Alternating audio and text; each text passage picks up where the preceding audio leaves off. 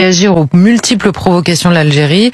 Il le dit lui-même, on le comprend, soit c'est clairement exprimé dans cette lettre qu'il a écrite à François Bayrou, soit c'est sous-entendu dans le ton de cette lettre que trop c'est trop et qu'on a été bien gentil et que maintenant ça commence à bien faire. On a deux compatriotes en effet qui sont dans les geôles. On avait entendu et Jean-Noël Barrot et Emmanuel Macron pendant des mois contre parfois les déclarations de Bruno Retailleau et de François Bayrou déclarer qu'ils avaient confiance dans la bienveillance du président Tebboune qui, je le rappelle, depuis des mois et des mois, enfin bon là c'est plus trop d'actualité, mais même au préalable, refusait de venir en France en trouvant un nouveau prétexte tous les 2 mois, alors qu'Emmanuel Macron s'y est rendu plusieurs fois en acquiesçant à toutes les demandes du gouvernement algérien. On sentait que les relations s'étaient peut-être un petit peu réchauffées au mois d'avril avec la visite de notre ministre des Affaires étrangères là-bas. Mais la vérité, c'est que les relations ne se sont jamais réchauffées du côté algérien. C'était ça le problème et c'était ça pour faire la paix, faut être deux. Alors les Français, le gouvernement, même pas le gouvernement, d'ailleurs le président de la République française, son ministre Jean-Noël Barrot avait la ferme intention d'apaiser ou de réchauffer les relations. Mais l'Algérie n'a jamais répondu présente à cette volonté de réchauffement. On avait en effet des décisions, des envois. Les personnes que la France voulait renvoyer en Algérie n'ont jamais été acceptées pour autant.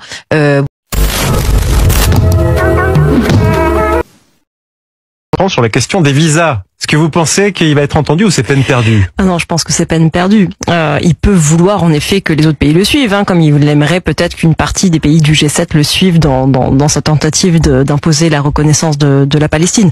Mais ça me semble vain. Il suffit de voir les liens, par exemple, qu'a Giorgia Meloni avec le président algérien. Je pense qu'il est un petit peu seul là-dedans. Et puis j'ai envie de vous dire, c'est pas parce que la France s'en sort pas dans ses relations avec l'Algérie que ça veut dire que les autres pays européens vivent la même chose. Et je pense que dans les autres pays ont des relations beaucoup plus apaisées.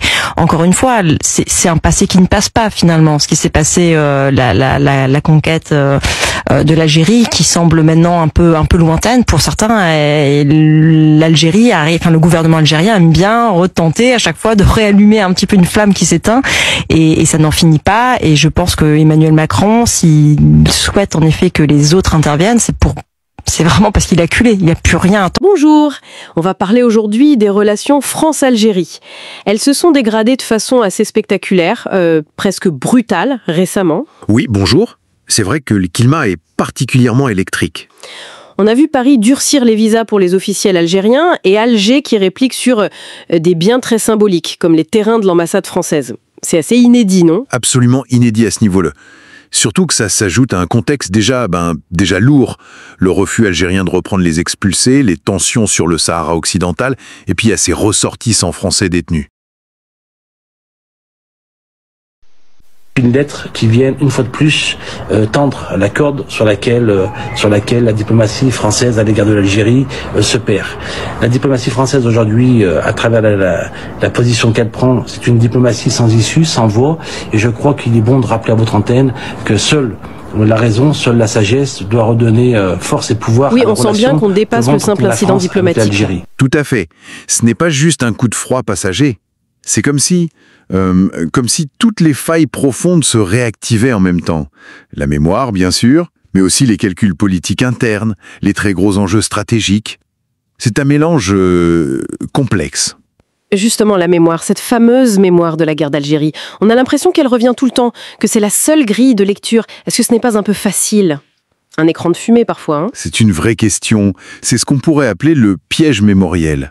D'un côté, vous avez le récit officiel algérien, très marqué par l'héritage du FLN, qui, insiste sur une forme de libération continue face à l'ancien colonisateur.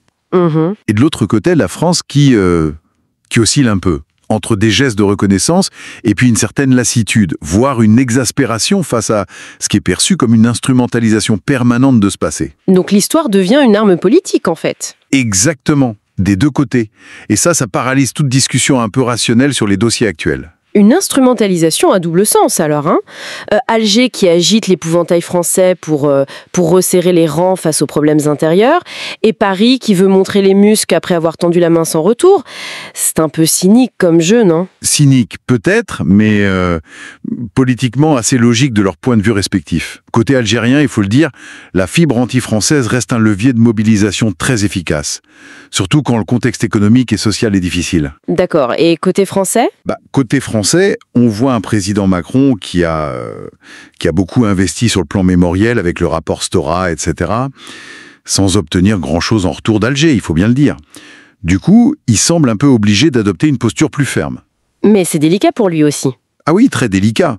Il doit tenir compte de l'importante communauté franco-algérienne en France. C'est un exercice d'équilibriste constant. On parle de ce jeu politique, de la mémoire, mais pendant ce temps, il y a des liens très concrets, des intérêts vitaux entre les deux pays. Et c'est là que ça devient potentiellement explosif. C'est ça qui est particulier dans cette prise. Les blessures du passé, les calculs politiques viennent polluer directement des dossiers stratégiques absolument cruciaux, immédiats même. Par exemple ? Alors, pensez à la sécurité au Sahel. L'espace aérien algérien, il est indispensable pour les opérations françaises type Barkhane, même si elles évoluent. Pensez à l'énergie. L'Algérie est un fournisseur de gaz majeur pour l'Europe. Son importance a encore augmenté depuis la guerre en Ukraine. Ah oui, bien sûr. Et puis, il y a l'influence régionale. La position très ferme de l'Algérie sur le Sahara occidental, son soutien au Polisario, ça complique toute la diplomatie française au Maghreb. Vous voyez, l'émotionnel, le mémoriel, vient paralyser le traitement rationnel de sujets brûlants. Mais alors, est-ce que ces intérêts stratégiques, qui sont si fondamentaux, peuvent vraiment être sacrifiés sur l'autel de cette guerre des symboles? Ou est-ce que, au fond, Paris et Alger sont condamnés à trouver des arrangements en coulisses, peu importe le bruit médiatique? Est-ce que ce n'est pas beaucoup de théâtre, tout ça? C'est le grand paradoxe. Pour l'instant, ce qu'on voit, c'est plutôt l'échec des tentatives de rapprochement. Les visites récentes, les rencontres, ça n'a pas donné grand-chose. Les analyses convergent assez. Côté algérien, il n'y a pas vraiment de volonté de changer de ligne pour le moment. Et côté français, on fait quoi? Côté français, on sent une certaine hésitation. Comment trouver la bonne ligne entre la fermeté qu'on veut afficher et la prudence que dictent ces fameux intérêts stratégiques? On a l'impression qu'on navigue un peu à vue. Donc on est dans une sorte de dialogue de sourds, un jeu d'ombre où les postures publiques prennent le pas sur les intérêts réels. C'est l'impression qui domine, oui. Cette crise, elle n'est pas sortie de nulle part. Elle révèle vraiment ces tensions structurelles, profondes presque, insolubles pour l'instant, entre la gestion de ce passé qui ne passe décidément pas et les urgences géopolitiques du présent. Pourtant, logiquement, il faudrait un dialogue lucide, non? Centré sur les intérêts communs, la sécurité, l'économie, la stabilité de la région, essayer de dépasser cette ornière mémorielle. Évidemment, ce serait l'idéal, mais la dynamique qu'on observe va exactement dans le sens contraire. Plus de méfiance, une escalade dans les symboles, une instrumentalisation politique qui semble sans fin.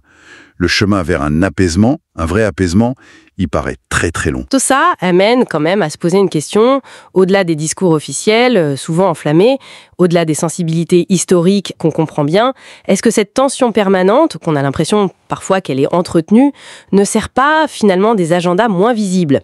Ou peut-être qu'elle cache une redéfinition plus profonde et peut-être plus conflictuelle des rapports de force en Méditerranée ? Ça laisse matière à réflexion.